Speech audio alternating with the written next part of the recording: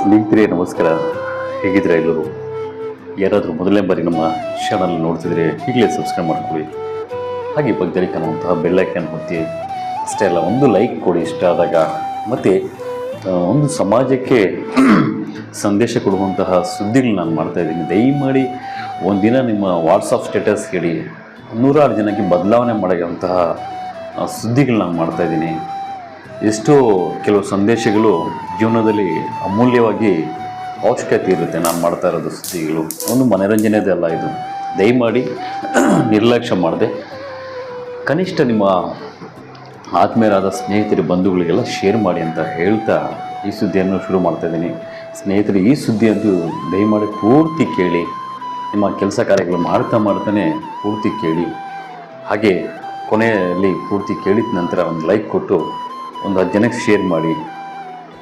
ಸ್ನೇಹಿತರೆ, ದಯಮಾಡಿ ನಿಮ್ಮಲ್ಲಿ ಒಂದು ವಿನಂತಿ ಅಂದ್ಕೊಳ್ಳಿ. ನಾನು ಈ ಸುದ್ದಿಯಲ್ಲಿ ತಿಳಿಸುವಂತಹ ವಿಷಯ, ಸ್ನೇಹಿತರೆ, ನಾವು ಮೊದಲು ವಿದ್ಯಾಭ್ಯಾಸದ ಪ್ರಾರಂಭದಲ್ಲಿ ಪ್ರಾಥಮಿಕ ಹಂತದಲ್ಲೇ ಒಂದು ಕೊಟೇಶನ್ಸ್ ಕೇಳಿರ್ತೀವಿ. ಅಣ್ಣತಮ್ಮಿಂದರು ಹುಟ್ಟುತ್ತಾ ಅಣ್ಣತಮ್ಮಿಂದರು ಬೆಳೀತಾ ದಾಯಾದಿಗಳಾಗ್ತಾರೆ ಅಂಥೇಳಿ ಕೇಳಿದ್ದೀವಿ ಅಲ್ವಾ? ಈ ರೀತಿ ಆಗಕ್ಕೆ ಬಿಡಬಾರ್ದು ಸ್ನೇಹಿತರೆ. ಒಂದು 4 ಜನ ಅಣ್ಣತಮ್ಮಂದಿರಿದ್ದಾರೆ ಅಂದರೆ, ದೊಡ್ಡವನು ಅಪ್ಪಗೆ ಏನಾದರೂ ಅನಾರೋಗ್ಯ ಆದಾಗ, ಸ್ವಲ್ಪ ಇಲ್ಲ ಆರೋಗ್ಯ ಸಮಸ್ಯೆ ಆದಾಗ ಚಿಕ್ಕ ತಮ್ಮಂದಿರಿಗೆ ತಂದೆಯ ಸ್ಥಾನಮಾನದಲ್ಲಿ ನೋಡುವಂತಹ ಕೇರ್ ತೊಗೊಂಡು ನೋಡ್ತಾನೆ. ತಮ್ಮಂದಿರಿಗೆ ಅಷ್ಟು ಜವಾಬ್ದಾರಿ ತೊಗೊತಾನೆ. ತಮ್ಮ ಅಂತ ಪ್ರಾಣ ಇಟ್ಕೊತಾನೆ.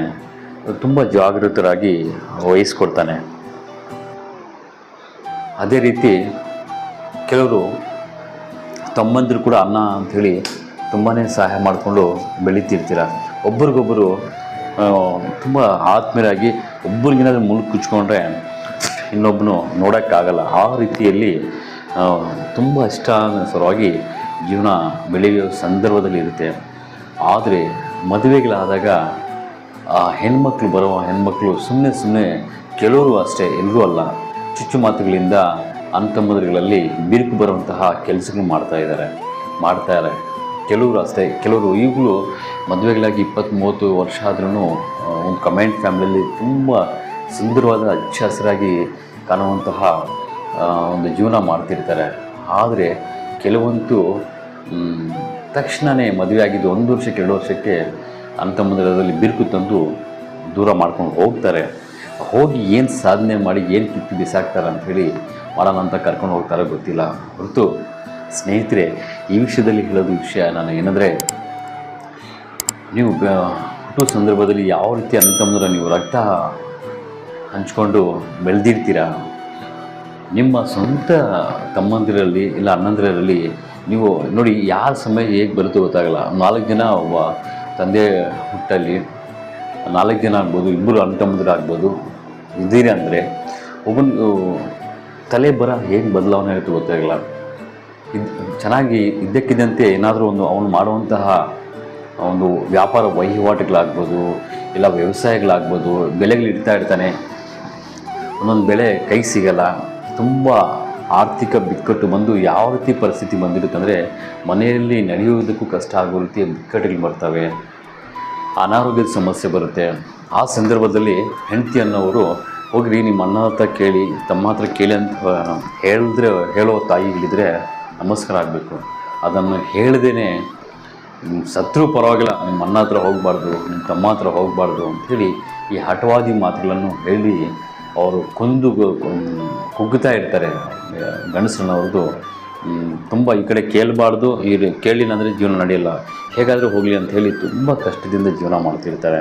ಆತನ ದೇಹದಲ್ಲಿ ತುಂಬ ಹೆಚ್ಚು BP ಶುಗರ್ ಬಂದುಬಿಟ್ಟು ಹಾಸ್ಪಿಟಲಲ್ಲಿ ಅಡ್ಮಿಟ್ ಆಗಬೇಕು ಸಂದರ್ಭದಲ್ಲಿ ಬಂದ್ರೂ ಹಣ ಇಲ್ಲ ಅಂಥೇಳಿ ಒದ್ದಾಡ್ತಿರ್ತಾರೆ. ಮಕ್ಕಳಿಗೆ ಮದುವೆ ಮಾಡಬೇಕು, ಏನು ಮಾಡಬೇಕು ಏನೋ ಅಂಥೇಳಿ ಬೇರೆಯವರು ರಕ್ತ ಸಂಬಂಧದಲ್ಲಿ ಸಹಾಯ ಆಗಲಿಲ್ಲ ಅಂದರೆ ಬೇರೆಯವರು ಅಷ್ಟೊಂದು ಮಾಡೋಕ್ಕೆ ಬರಲ್ಲ ರೀ.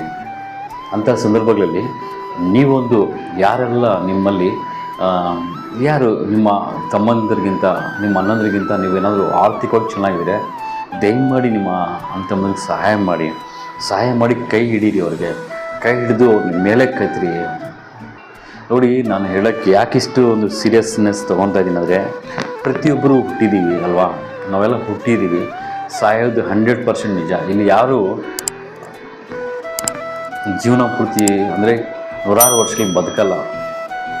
ಯಾರ್ದು ಜೀವನ ಶಾಶ್ವತ ಅಲ್ಲ. ಸತ್ತ ಮೇಲೆ ಹೆಸರಿಂದ ಕೂಡ ಕರೆಯಲ್ಲ, ಶವ ಅಂತ ಕರೀತಾರೆ. ಸತ್ತ ಮೇಲೆ ನಿಮ್ಮ ಆಸ್ತಿ ನಿಮ್ಮ ಹಿಂದೆ ಬರಲ್ಲ. ನೀವು ಕೋಟ್ಯಾಂತರ ರೂಪಾಯಿ ಆಸ್ತಿ ಬರಲ್ಲ, ನಿಮ್ಮ ಬಂಗ್ಲೆ ಮನೆ ಬರಲ್ಲ, ನಿಮ್ಮ ಕೋಟ್ಯಾಂತರ ರೂಪಾಯಿ ಖರ್ಚು ಮಾಡಿದಂಥ ಮನೆ ಬರಲ್ಲ, ನೀವು ಐಷಾರಾಮಿ ಕಾರ್ಗಳು ಬರಲ್ಲ, ಯಾರು ಬರಲ್ಲ. ನಿಮ್ಮ ಹೆಂಡತಿ ಮಕ್ಕಳು ಬರಲ್ಲ ಸತ್ತದ ಮೇಲೆ. ಅರ್ಥ ಮಾಡ್ಕೊಳ್ಳಿ. ಯಾಕೆ ಈ ಹಠ ಹೇಳಿ? ಇರೋದು ಈಗಿನ ಕಾಲ ನೋಡಿ, ನಿಮಗೆ 30 ವರ್ಷ 40 ವರ್ಷ ಇರುತ್ತೆ. ಅಮ್ಮಮ್ಮ ಅಂದರೆ ಬದುಕ್ತೀರ, 20 ವರ್ಷ ಬದುಕ್ತೀರ. 20 ವರ್ಷದಲ್ಲಿ ಅಣ್ಣ ತಮ್ಮದ್ರ ಮೇಲೆ ಯಾಕೆ ಸೇಡಿಸ್ತೀರಿಸೋ ಅಂತ ಗೌರವ ಅಂತ ಯಾಕೆ ಇರ್ತೀರ? ಪ್ರೀತಿಯಿಂದ ನಗ್ನಾಗ್ತಾ ಇದ್ರಿ. ಪ್ರೀತಿಯಿಂದ ಇದ್ದರೆ ಆ ಜೀವನನೇ ತುಂಬ ಚೆನ್ನಾಗಿರುತ್ತೆ. ನಗ್ನಾಗ್ತಾ ಇರ್ತೀರ, ನಗ್ನಾಗ್ತಾ ಇದ್ದರೆ ಆರೋಗ್ಯನೇ ಚೆನ್ನಾಗಿರುತ್ತೆ. ನೀವು ನಿಮ್ಮ ಬೇರೆ ಊರಿನ ಜನರಿಗೆಲ್ಲ ಬೇಡ. ಫಸ್ಟ್ ನಿಮ್ಮ ಅಂತಮ್ಮದ್ರಲ್ಲಿ ತೊಂದರೆಗಳಿದ್ದರೆ, ಅವ್ರ ಕಷ್ಟದಲ್ಲಿದ್ದು ಒಂದು 50,000ನೋ 1,00,000 ರೂಪಾಯಿನೋ ಕೊಟ್ಟರೆ ನಮ್ಮ ಅಣ್ಣ ಚೇಂಜ್ ಆಗ್ತಾನೆ, ಏನೋ ಒಂದು ಹೊಸ ಬಿಸ್ನೆಸ್ ಮಾಡ್ತಾನೆ, ಇಲ್ಲ ನಮ್ಮ ಅಣ್ಣ ಏನೋ ಒಂದು ಹೊಸ ಬೆಲೆ ಇಡ್ತಾ ಇದ್ದಾನೆ, ಇಲ್ಲ ನಮ್ಮ ಅಣ್ಣನಿಗೆ ಆರೋಗ್ಯ ಚೆನ್ನಾಗಿಲ್ಲ, ನಮ್ಮ ಅತ್ತಿಗೆಗೆ ಆರೋಗ್ಯ ಚೆನ್ನಾಗಿಲ್ಲ ಅಂತ ಹೇಳಿ ನೀವು ಕೊಟ್ಟರೆ, ಸಹಾಯ ಮಾಡಿದ್ರೆ ನಿಮ್ಮ ಅಣ್ಣ ಮತ್ತೆ ಕೊಡ್ತಾನೆ. ನೋಡು, ನಮ್ಮ ತಮ್ಮ ಬಂದು ನನಗೆ ಕೊಟ್ಟ ಅಂತೇಳಿ ಅವನು ಅಷ್ಟು ಸಂತೋಷ ಪಡ್ತಾನೆ.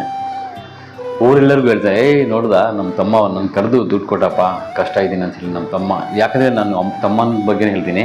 ಅಣ್ಣಂದಿರು ಪಾಪ ಕಷ್ಟಪಟ್ಟು ತುಂಬ ದುಡಿದು ಅಷ್ಟಕ್ಕಷ್ಟೇ ಬೆಳೆದಿರೋದು. ದೊಡ್ಡವರು ಕಡಿಮೆ ಬೆಳೆದಿರ್ತಾರೆ. ನಾನು ನೋಡಿ ಸ್ಟಡಿ ಮಾಡಿದ್ದೀನಿ. ಈ ಸುದ್ದಿ ಮಾಡಬೇಕಾದ್ರೆ 100 ಕುಟುಂಬಗಳ ಬಗ್ಗೆ ಸ್ಟಡಿ ಮಾಡಿದ್ದೀನಿ. ದೊಡ್ಡವರು ಅಷ್ಟಕ್ಕಷ್ಟಿರ್ತಾರೆ, ಚಿಕ್ಕವರು ತುಂಬ ಚೆನ್ನಾಗಿರ್ತಾರೆ. ಅಂಥ ಸಂದರ್ಭಗಳಲ್ಲಿ ಇಲ್ಲ ದೊಡ್ಡವರೇ ಚೆನ್ನಾಗಿದ್ದು ಚಿಕ್ಕವ್ರಿಗೆ ಏನಾದ್ರು ಸಮಸ್ಯೆ ಇದ್ದರೆ ದಯಮಾಡಿ ಸಹಾಯ ಮಾಡಿ. ನಾನು ನೋಡಿರೋ ಸಂದೇಶಗಳಲ್ಲಿ ದೊಡ್ಡವರು ಚೆನ್ನಾಗಿದ್ದರೆ ತಮ್ಮಂದಿರ ಕಷ್ಟಗಳಿದ್ದಾಗ ಸಹಾಯ ಮಾಡ್ತಿದ್ದಾರೆ. ಆದರೆ ಚಿಕ್ಕವರು ಚೆನ್ನಾಗಿದ್ದಾಗ ದೊಡ್ಡವ್ರ ಕಷ್ಟಗಳಿದ್ರೆ ಯಾರೂ ಸಹಾಯ ಮಾಡ್ತಿಲ್ಲ. ಆ ರೀತಿ ನಡೀತಿದ್ದೇವೆ. ದಯಮಾಡಿ ಹೇಳ್ತೀನಿ ನೋಡಿ, ನಿಮಗೆ 30 ವರ್ಷ 40 ವರ್ಷ ಇದ್ದರೆ, ಇನ್ನು ಬದುಕಿದ್ರೆ ಒಂದು 20-30 ವರ್ಷ ಬದುಕ್ತೀರಾ. ಆ 20-30 ವರ್ಷ ನಿಮ್ಮ ಅಣ್ಣ ತಮ್ಮಂದ್ರ ಜೊತೆ ಸಂತೋಷವಾಗಿ ಬೆಳೆದ್ರೆ ಸಮಾಜನೇ ಒಂದು ಸುಂದರವಾಗಿ ಕಾಣಿಸುತ್ತೆ. ಅರ್ಥ ಮಾಡ್ಕೊಳ್ಳಿ. ಅದನ್ನು ಬಿಟ್ಟು ಏನೋ ದ್ವೇಷ ಸಾಧನೆ ಮಾಡೋದು. ನನ್ನ ಮನೆಯಲ್ಲಿ ಏನೋ ಹೆಣ್ಮಕ್ಳು ಮದುವೆ ವಯಸ್ಸು ಬಂದಿದೆ, ಅನ್ನ ಅದೇ ಚಿಂತೆ ಮಾಡ್ತೀನಿ, ದುಡ್ಡಿಲ್ಲ ಅಂಥೇಳಿ. ನಿನ್ನ ಹತ್ರ ಲಕ್ಷಗಳಿದೆ ಅಂದರೆ, ನಾನು ಒಂದು 2 ಲಕ್ಷ ಕೊಡ್ತೀನಿ, ಮದುವೆ ಮಾಡೋಣ ಬಿಡಿ ನಮ್ಮ ಮಗಳಿಗೆ ಒಳ್ಳೆ ಸಂಬಂಧ ಹುಡ್ಕೊಂಡು ಅಂತ ಒಂದು ಕೈ ಹಾಕಿರಿ. ಇದರಿಂದ ನೋಡಿ, ನೀವು ಸಂತೋಷವಾಗಿ ಬಿಡ್ತೀರಾ, ದೇವ್ರ ಮನಸ್ಸಿಗೆ ಎತ್ಕೊತೀರಾ, ನಿಮ್ಮ ಅಣ್ಣನ ಮನಸ್ಸಿಗೆ ಎತ್ಕೊತೀರಾ, ಊರ ಮನಸ್ಸಿಗೆ ಎತ್ಕೊತೀರಾ. ಇಡೀ ಊರು ನಿಮ್ಗೆ ಹೊಗಳುತ್ತೆ. ನೋಡಪ್ಪ, ನೋಡಿ ಇವರು ಅಣ್ಣನಿಗೆ ಎಷ್ಟು ಚೆನ್ನಾಗಿ ಸಹಾಯ ಮಾಡ್ತಾಯಿದ್ದಾನೋ, ನಿಮ್ಮ ಥರ ಇರಬೇಕು ಅಂತ ಹೇಳಬೇಕು. ಆ ರೀತಿ ಇರಬೇಕು ಸ್ನೇಹಿತರೆ. ಯಾಕಂದರೆ ಎಷ್ಟು ಜನ ಅಣ್ಣ ತಮ್ಮದರಲ್ಲಿ ನಡೀತಿದ್ದು ಏನೋ ದ್ವೇಷ ಸಾಧನೆ ಮಾಡೋ ರೀತಿಯಲ್ಲಿ ದೂರ ಇದ್ದು ಕೆಲವು ಮಹಿಳೆಯರಿಂದ ಈ ರೀತಿ ನಡೀತಿರೋದು. ದಯಮಾಡಿ ಹೆಣ್ಮಕ್ಳು ಮಹಿಳೆಯರು ಕೇಳ್ಕೊಳ್ತೀನಿ, ನಿಮ್ಮ ಗಂಡಸರು ಅವರ ಅಣ್ಣ ತಮ್ಮದ್ರ ಜೊತೆ ದೂರ ಇದ್ದರೆ ನೀವೇ ಆದರೂ ಸೇರಿಸಿ ಅವ್ರಿಗೆ ಈ ಸುದ್ದಿ. ಯಾಕಂದರೆ ಎಷ್ಟೋ ಜನ ಅಣ್ಣ ತಮ್ಮಂದಿರಲ್ಲಿ ಬಿರುಕುಗಳು ಬಂದುಬಿಟ್ಟು ಆ ಬಿರುಕುಗಳಿಂದ ಕಷ್ಟಗಳು ಬಂದರೂ ಕೇಳೋ ಪರಿಸ್ಥಿತಿ ಇರಲ್ಲ. ಊರೆಲ್ಲ ಕೇಳ್ತಾನೆ, ನಿಮ್ಮ ತಮ್ಮನೇ ಚೆನ್ನಾಗಿದ್ರು ನಿಮ್ಮ ತಮ್ಮನೇ ಕೊಟ್ಟಿಲ್ಲ, ಇನ್ನು ನಾವೆಂಗೆ ನೀವು ನಂಬೋದು ಅಂತ ಈ ರೀತಿ ಪ್ರಶ್ನೆ ಬರುತ್ತೆ. ನಿಮ್ಮ ಅಣ್ಣನೇ ಕೊಟ್ಟಿಲ್ಲ, ಹೋಗಪ್ಪ ನಾವು ನಿಮ್ಗೆ ಹೆಂಗೆ ನಂಬಿಕೆ ಕೊಡೋದು ಸಾಲ ಅಂಥೇಳಿ ಊರೆಲ್ಲ ಹೇಳ್ಕೊತಾರೆ. ನೀವು ಚೆನ್ನಾಗಿದ್ದರೆ ನಿಮ್ಮ ಅಣ್ಣ ತಮ್ಮನಿಗೆ ಸಹಾಯ ಮಾಡಿ, ದಯಮಾಡಿ ಸಹಾಯ ಮಾಡಿ. ಅವ್ರಿಗೆ ನಿಮ್ಮ ಥರ ಬೆಳೆಸೋಕ್ಕೆ ಒಂದು ಸಹಾಯ ಮಾಡಿ. ರಕ್ತ ಸಂಬಂಧ ಚೆನ್ನಾಗಿದ್ರೆ, ನೀವು ಅಣ್ಣ ತಮ್ಮನಿಗೆ ಚೆನ್ನಾಗಿದ್ರೆ ನಿಮಗೆ ಯಾರು ಮುಟ್ಟಕ್ಕೆ ಬಿಡೋಲ್ಲ. ಕಷ್ಟಗಳಲ್ಲಿ ತೊಂದರೆ ಆಗೋಲ್ಲ, ತೊಂದರೆಗಳು ಬರೋಲ್ಲ, ನೋಡ್ಕೊತಾರೆ. ಸ್ನೇಹಿತರೆ, ಯಾಕೆ ಅಂತ ಹೇಳ್ತಿದ್ದೀನಿ ಅಂದರೆ, ಒಂದು 2-3 ಉದಾಹರಣೆಗಳು ನನ್ನ ಕಣ್ಣ ಮುಂದೆ ತುಂಬ ಸಮಸ್ಯೆಗಳಿದ್ದರು. ಒಬ್ಬ ತಮ್ಮ ತುಂಬಾ ಸಮಸ್ಯೆಗಳು ಬಂದು ಹೆಣ್ಮಕ್ಳು ಕಷ್ಟಪಟ್ಟು ಮದುವೆ ಮಾಡಿರ್ತಾನೆ, ಆತನ ಅನಾರೋಗ್ಯ ಆಗಿರ್ತಾನೆ, ಆತನ ಹತ್ರ ದುಡ್ಡು ತುಂಬ ಸಮಸ್ಯೆ ಇರುತ್ತೆ. ಆದರೆ ಬೇರೆ ಅಣ್ಣ ತಮ್ಮ ತುಂಬ ಚೆನ್ನಾಗಿರ್ತಾರೆ. ಹೋಗಿ ಕೇಳೋ ಪರಿಸ್ಥಿತಿ, ಆತನು ಏನು ಅನ್ಕೊತಾರೆ ಅಂತ ಆತನೂ ಕೇಳಲ್ಲ. ಹೆಂಡತಿ ಕೊಬ್ಬು ಮಹಿಳೆ ಹೇಳಕ್ಕೆ ಬಿಡಲ್ಲ. ಆದರೆ ತಮ್ಮಂದಿರು ಏನೋ ಅಣ್ಣ ಚೆನ್ನಾಗಿರ್ಬಹುದು ಅಂತ ಹೇಳಿ ಯೋಚನೆ ಮಾಡಿ ಕೊನೆಗೆ ಅಣ್ಣ ಸತ್ತೋಗಿ ತೀರೋಗ್ಕೊಳ್ತಾರೆ. ಆವಾಗ ಗೊತ್ತಾಗುತ್ತೆ ಅಣ್ಣ ತುಂಬ ಕಷ್ಟದಿಂದ ಜೀವನ ಮಾಡ್ಕೊಂಡು ಬಂದಿದ್ದಾನೆ. ಕನಿಷ್ಠ ಪಕ್ಷ ಅದು ಅವ್ರ ಮಕ್ಕಳು ಹೇಳಿದ ಮೇಲೆ ಗೊತ್ತಾಗುತ್ತೆ ಅಣ್ಣ ತುಂಬ ನೊಂದಿದ್ದಾನೆ ಅಂಥೇಳಿ. ಆ ಮಕ್ಕಳು ಹೇಳಲ್ಲ, ತಾಯಿ ಹೇಳೋಕ್ಕೂ ಬಿಡಲ್ಲ. ತುಂಬ ಕಷ್ಟದಿಂದ ಜೀವನ ಮಾಡಿದ್ದೇನೆ. ಪ್ರಾಣ ಹೋದ್ಮೇಲೆ ಹತ್ಕೊಂಡು ಅವಾಗ ಹೇಳ್ತಾರೆ, ಆವಾಗ ಪ್ರಾಣ ಹೋದ್ಮೇಲೆ ಆ ಹೆಣ್ಮಕ್ಳು ಅವರ ಅಣ್ಣ ಹೆಂಡತಿ ಅಂದರೆ ಅತ್ತಿಗೆ ಆಗುವವರು ಆವಾಗ ಹತ್ತಿರ ಆಗ್ತಾರೆ. ಹತ್ತಿರ ಆಗಿ ಏನು ಪ್ರಯೋಜನ? ಆವಾಗ ಅಷ್ಟು ಪ್ರೀತಿ ಬರಲ್ಲ. ನಮ್ಮ ಅಣ್ಣ ಇದ್ದಾಗೆ ನಮ್ಮ ಜೊತೆಗೆ ಬಂದಿಲ್ಲ, ಮಾತಾಡೋಕ್ಕೆ ಬಂದಿಲ್ಲ. ಇನ್ನು ಅಣ್ಣ ಸತ್ತ ಮೇಲೆ ನೀನೇನು ಕೆಲಸ, ನಿಮ್ಮಿಂದ ಏನು ಕೆಲಸ ಅಂತ ದೂರ ಮಾಡೋದು. ಅದು ನೋಡಿ, ಒಂದು ಹೇಳ್ತೀನಿ ನೋಡಿ, ಯಾರೆಲ್ಲ ಮಹಿಳೆಯರು ಅಂತಮ್ಮನಿಗೆ ದೂರ ಮಾಡಿ ಅಕಸ್ಮಾತ್ ಈ ರೀತಿ ಪ್ರಾಣಗಳು ಹೋದಾಗ, ಪ್ರಾಣ ಗಂಡಂದು ಹೋಗಿದೆ ಅಂತ ಹೇಳಿ ಆಸ್ತಿ ಪಾಸ್ತಿಗೋಸ್ಕರ ಹತ್ತಿರ ಬಂದಾಗ ಮೆಟ್ಟಲ್ಲಿ ಹೊಡೀರಿ. ಆಸ್ತಿ ಪಾಸ್ತಿಗಳಿಗೆ ಅಂತ ಮಹಿಳೆಯರು ಹತ್ತಿರ ಬರೋದು ತುಂಬ ನೋವು ಬರುತ್ತೆ. ಅದೇ ಆ ಹೆಂಡತಿ ಅನ್ನೋರು ಗಂಡನಿಗೆ ನಿಮ್ಮ ಅಂತಮ್ಮಂದ್ರ ಹತ್ರ ಮಾತಾಡ್ರಿ, ಚೆನ್ನಾಗಿರ್ರಿ, ನೀವು ಪ್ರೀತಿಯಿಂದ ಇದ್ದರೆ ಅವ್ರು ನಿಮಗೆ ಸಹಾಯ ಮಾಡಲ್ಲ ಅಂತ ಆ ರೀತಿ ಮಾತುಗಳು ಕೇಳ್ಕೊಂಡಿದ್ರೆ ಎಷ್ಟು ಚೆನ್ನಾಗಿರ್ತಾಯಿತ್ತು ಹೇಳಿ. ಆರೋಗ್ಯವಾಗಿ ಇರ್ತಾಯಿದ್ರಲ್ವ. ಈ ಕಡೆ ಆರೋಗ್ಯವಾಗಿ ಹೋಗಿ ಆರೋಗ್ಯನೂ ಹೋಯಿತು, ಪ್ರಾಣನ ಹೋದ್ಮೇಲೆ ಮತ್ತೆ ಹತ್ತಿರ ಸೇರ್ಸೋಕ್ಕೆ ಬಂದರೆ ಯಾರು ಒಪ್ಕೊಳಲ್ಲ. ಅದಕ್ಕೆ ಊರು ಜನನೇ ನೋಡ್ತಿರ್ತಾರೆ. ಹಾಗಾಗಿ ಸ್ನೇಹಿತರೆ, ಇನ್ನೂ ಕೆಲವರು ಅಂತಂದ್ರೆ ಸಹಾಯದ ಪಡೆಯೋಕ್ಕೆ ಹೋಗದೆ ಕೊರಿತಾ ಇರ್ತಾರೆ. ಈ ಕಡೆ ಮಕ್ಕಳು ಓದಿಸೋಕ್ಕೂ ದುಡ್ಡಿಲ್ಲ, ನನ್ನ ಕೆಲಸಗಳು ಬೇರೆ ಏನು ನಡೀತಿಲ್ಲ ಅಂಥೇಳಿ ತುಂಬ ನೊಂದ್ಕೊತಿರ್ತಾರೆ. ದಯಮಾಡಿ ಸ್ನೇಹಿತರೆ, ನೀವು ಆರ್ಥಿಕ ಫೈನಾನ್ಸಿಗೆ ಚೆನ್ನಾಗಿದ್ದರೆ ನಿಮ್ಮ ಅಂತಂದ್ರಿಗೆ ಸಹಾಯ ಮಾಡಿ. ಆವಾಗ ಮಾತ್ರ ನಿಮ್ಮ ಜೀವನಕ್ಕೆ ಒಂದು ಬೆಲೆ ಅಂತ ಇರುತ್ತೆ. ಊರು ಜನನೂ ನಿಮ್ಗೆ ಇಷ್ಟಪಡ್ತಾರೆ. ಅರ್ಥ ಮಾಡ್ಕೊಳ್ಳಿ. ನೋಡಿ, ಈಗ ನನ್ನ ಬಗ್ಗೆ ನಾನು ಹೇಳ್ತೀನಿ. ನಾನು ಚೆನ್ನಾಗಿದ್ದಾಗ ಎಲ್ಲರಿಗೂ ಸಹಾಯ ಮಾಡಿ, ನಮ್ಮ ಅಣ್ಣ ತಮ್ಮರಿಗೂ ಸ್ವಲ್ಪ ಸಹಾಯ ಮಾಡಿದ್ದೀನಿ. ಅವ್ರು ನೋಡ್ತಿರ್ತಾರೆ ನಮ್ಮ ವೀಡಿಯೋಸ್ ಎಲ್ಲ. ನಾನು ನೋಡಿದಾಗ ನಾನು ಮಾಡಿದ್ದೀನಿ. ಈಗ ನಾವು ಚೆನ್ನಾಗಿದ್ದಾಗ ಕೊಟ್ಟಿದ್ದೀವಿ. ಅರ್ಥ ಆಯ್ತಾ? ಚೆನ್ನಾಗಿದ್ದಾಗ ಕೊಡ್ತೀವಿ. ಈಗಲೂ ಸಮಸ್ಯೆಗಳಿದ್ದಾಗ, ಈಗ ನನ್ನ ಹತ್ರ ಒಂದು ಲಕ್ಷ ರೂಪಾಯಿ ಇದೆ ಅಂದರೆ, ನಮ್ಮ ಅಣ್ಣಂದಿರು ಆಗ್ಬೋದು, ತಮ್ಮಂದಿರು ಆಗ್ಬೋದು, 50,000 ಕೇಳಿದ್ರೆ ಕೊಟ್ಟೇ ಕೊಡ್ತೀನಿ. 80,000 ಕೇಳಿದ್ರು ಕೊಡ್ತೀನಿ. ಲಕ್ಷ ರೂಪಾಯಿ ಇದ್ದರೆ 20,000 ಸಾಕ್ಬಿಡು, ಮತ್ತೆ ಬರುತ್ತಲ್ವ ಅಂತ ಹೇಳ್ಕೊಂಡು ಕಷ್ಟದಲ್ಲಿದ್ದಾಗ. ಆದರೆ ನನ್ನ ಹತ್ರ ₹1,00,000 ಇಟ್ಕೊಂಡು, ಉದಾಹರಣೆಗೆ ಹೇಳ್ತೀನಿ, ನನ್ನ ಹತ್ರ ₹1,00,000 ಇಟ್ಕೊಂಡು ತಮ್ಮಂದಿರು ಆಗ್ಬೋದು, ನಮ್ಮ ಅಣ್ಣಂದಿರು ಆಗ್ಬೋದು ಬಂದು, ಏನೋ ಒಂದು ಅರ್ಜೆಂಟ್ ಬೇಕು ಕಣೋ, ಒಂದು 50,000 ಕೊಡೋ, ಯಾವುದೋ ಒಂದು ಏನೋ ಕಟ್ಟೋದಿದೆ, ಅರ್ಜೆಂಟ್ ಕೊಡಬೇಕು, ಒಂದು ವಾರದಲ್ಲಿ ಕೊಡ್ತೀನಿ ಅಂದರೆ ಕೊಟ್ಟಿಲ್ಲ ಅಂದರೆ ಏನು ಹೇಳಿ ಅವ್ರಿಗೆ ಕಷ್ಟದ ಇಲ್ಲ ನನ್ನ ದುಡ್ಡೇ ಇಲ್ಲ, ನಾನು ನೋಡೇ ಇಲ್ಲ ಅಂತ ಹೇಳಿ ಇದ್ದರೂ ಅಕೌಂಟಲ್ಲಿ ಇಟ್ಕೊಂಡು ಕೊಡದೆ ನಾನು ಹಣ ಕೊಡದೆ ಎಷ್ಟು ದೇವಸ್ಥಾನಗಳಿಗೆ ನಾನು ಹೋದ್ರೂ ನನ್ನ ಏನು ನಾನು ಬೇಡಿಕೆ ಇರುತ್ತೆ, ಏನು ನಾನು ಪೂಜೆ ಮಾಡ್ತೀನಿ, ಅದು ಏನೂ ಆಗಲ್ಲ. ಎಷ್ಟು ನಾನು ನಗ್ನಾಗ್ತಾ ಇದ್ರೂ ಅದಕ್ಕೆ ಪ್ರಕೃತಿನ ಇಷ್ಟಪಡಲ್ಲ. ನನ್ನ ಅಣ್ಣ ತಮ್ಮಂದಿರು ಚೆನ್ನಾಗಿಲ್ಲ ಅಂದ ಸಂದರ್ಭದಲ್ಲಿ ನನ್ನ ಹತ್ರ ದುಡ್ಡು ಇಟ್ಕೊಂಡು ಅವ್ರು ಕೇಳಿದ್ರು ಕೊಟ್ಟಿಲ್ಲ ಅಂದರೆ, ಅವ್ರ ಕಷ್ಟದಲ್ಲಿ ನಾನು